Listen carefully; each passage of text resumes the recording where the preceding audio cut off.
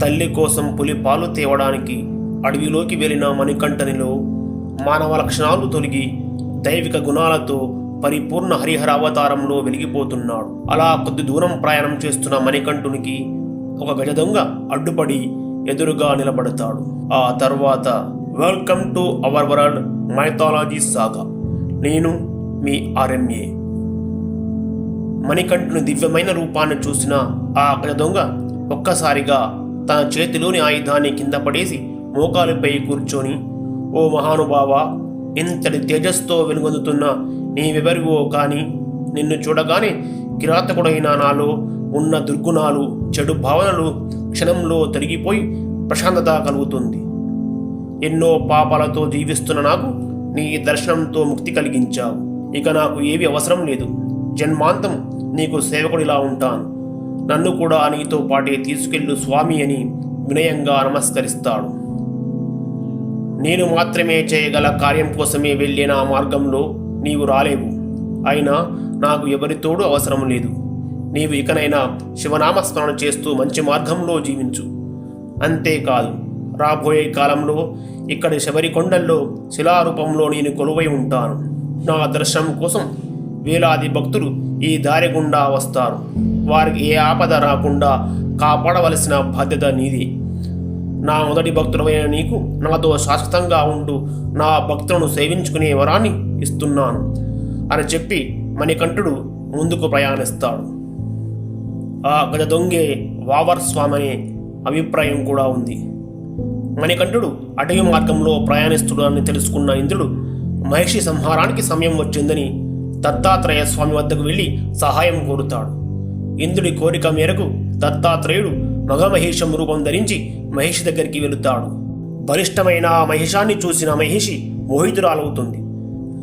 మహిష రూపంలో ఉన్న దత్తాత్రేయుడు మహిషిని ప్రియుడు వలె కవ్విస్తూ మెల్లగా పంబానది తీరానికి తీసుకువచ్చి మాయమైపోతాడు.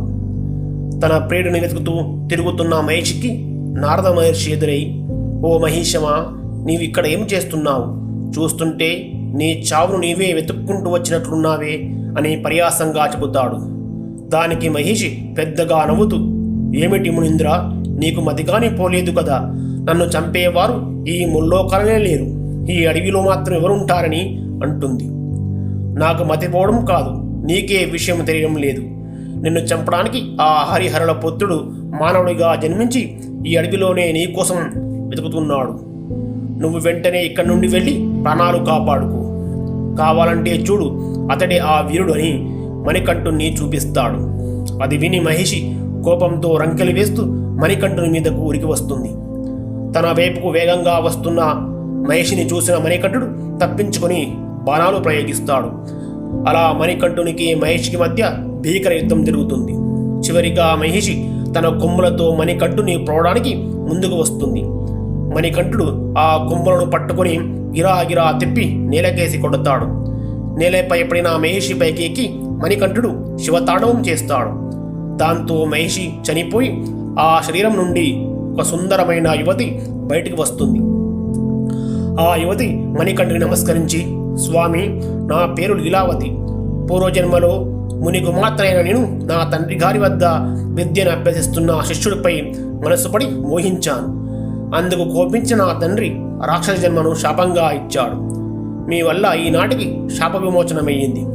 కావున మీరే నన్ను వివాహం చేసుకోమని ప్రార్థిస్తుంది.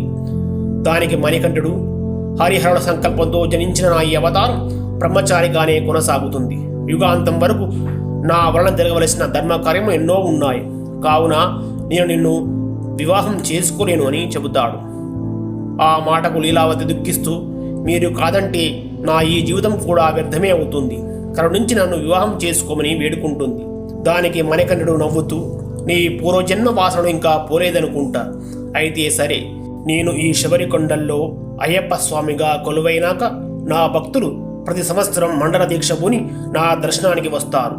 అలా ఏ సంవత్సరమైతే కన్యాస్వామి అంటే మొదటిసారి మాల వేసిన స్వామి నా దర్శనానికి రాడో అప్పుడు నేను వివాహం చేసుకుంటాను. అంతవరకు నీవు ఇక్కడే మాలిగా ప్రోత్తమగా కొలువై ఉండి నా భక్తులను కాపాడుతూ మార్గదర్శనం చెయ్యి అని ప్రమాణం చేస్తాడు.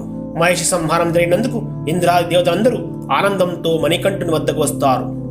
దేవేంద్రుడు, స్వామి, మీరు ఈ యుద్ధంలో పడి మీ తల్లిగారికి కావలసిన పులిపాల కోసం వచ్చే సంగతే మర్చిపోయారు అని గుర్తు చేసి ఇంద్రుడే పులిగా మారి మణికంఠ స్వామిని తనపై కూర్చుండబెట్టుకొని దేవతలందరూ పులి పిల్లలుగా మారి వెంటరాగా పందల రాజ్యానికి బయలుదేరుతారు. పులిపై స్వారీ చేస్తూ పులులతో వస్తున్న మణికంఠుని చూసి ప్రజలందరూ భయభ్రాంతులవుతారు. అప్పటికే మహామంత్రి పన్నాగం గురించి తెలుసుకున్న రాజు ఎదురు వచ్చి ఆనందంతో మణికంఠుని కౌగులించుకొని, నాయనా మణికంఠ, నీవు సామాన్యుడవు కాదు, దైవాంశ సంభూతుడివి. మా తప్పులు మన్నించి మహారాణి మహామంత్రితో కలిసి చేసిన కుతంత్రమును మన్నించి రాజ్యభరమును స్వీకరించమని ప్రార్థించాడు. మణికంఠుడు దానికి ఒప్పుకోకుండా, తండ్రి, ఈ రాజ్యాధికారము రాజభోగాలు నాకు అవసరము లేదు. ఆ రాజ్యభారము తమ్ముడు రాజరాజనందుడికే ఇవ్వండి. నా అవతారము పరిసమాప్తి అవుతుంది. మీ అనుమతి కొరకే వచ్చానని చెబుతాడు. ఆ మాటలకు మహారాజు, మహారాణి మరియు ప్రజలంతా శోకసముద్రంలో మునిగిపోతారు. అంతటా రాజు, అయ్యా, నీ పట్టాభిషేకం కోసం చేసిన ఆభరణములైనా స్వీకరించమంటాడు. మహారాణి, అప్ప, మా తప్పును మన్నించి మా మధ్యనే ఉండమని అర్థిస్తుంది. వారి ఆవేదనను గమనించిన మణికంఠుడు వారి అభిష్టము మన్నించి, తల్లిదండ్రులైన మీరు చాలా చక్కగా నన్ను ఆదరించి అయ్యా అని, అప్ప అని పిలిచి కన్నకొడుకుగా ఎంతో ప్రేమతో పెంచారు. కనుక ఈ అయ్యప్ప పేరుతోనే పిలువబడుతూ రామచంద్రుని అనుగ్రహం పొందిన శబరిమాత తపమాతరించిన శబరికొండపై కొలువుంటాను. నేను వేసిన ఈ భారం ఏ స్థలంలో లభిస్తుందో ఆ చోట నా కొరకు ఆలయమును నిర్మించండి. ఈ ఆలయమునకు ముందు 18 సిద్ధులకు నియమాలకు సంకేతంగా బెట్లతో నిర్మించినచో ప్రతి మకర సంక్రాంతి పర్వదినాన మకర నక్షత్ర జ్యోతి రూపంలో మీతో పాటు నా భక్తులకు దర్శనమిస్తాను.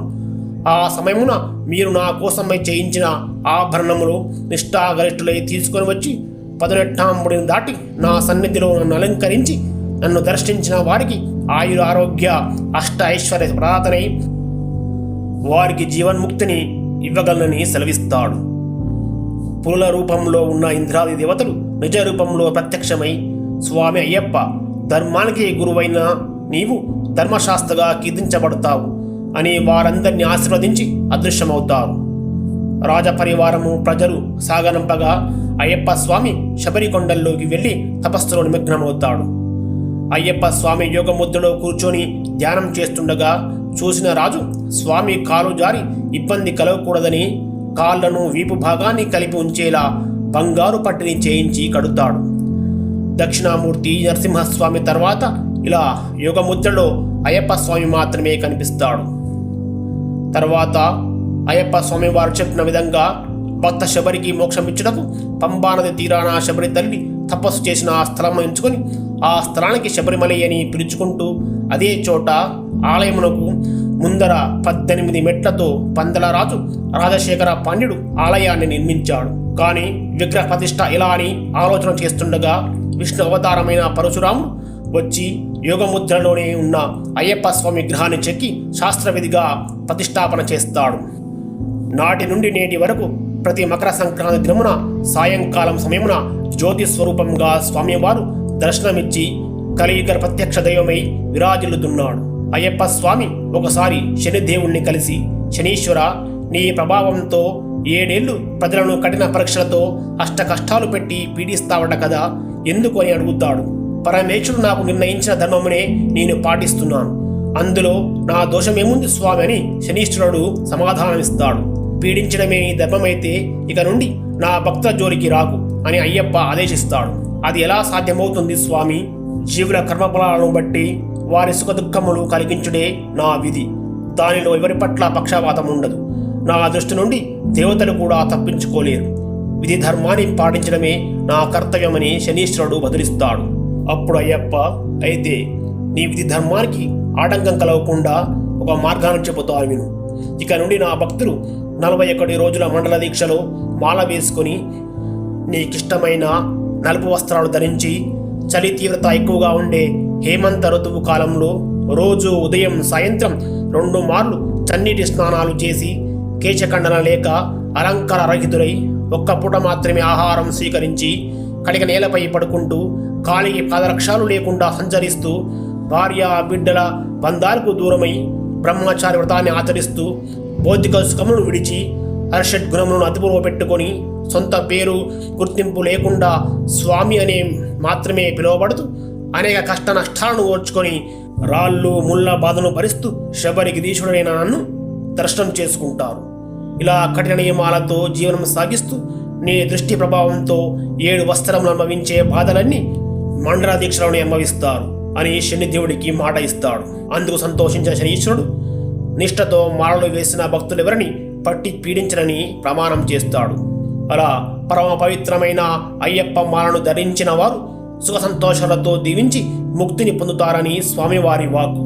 ధర్మశాస్త్ర భూతనాథ శబరిగిరివాస హరిహరసుత ఓం శ్రీ స్వామి శరణమయ్యప్ప.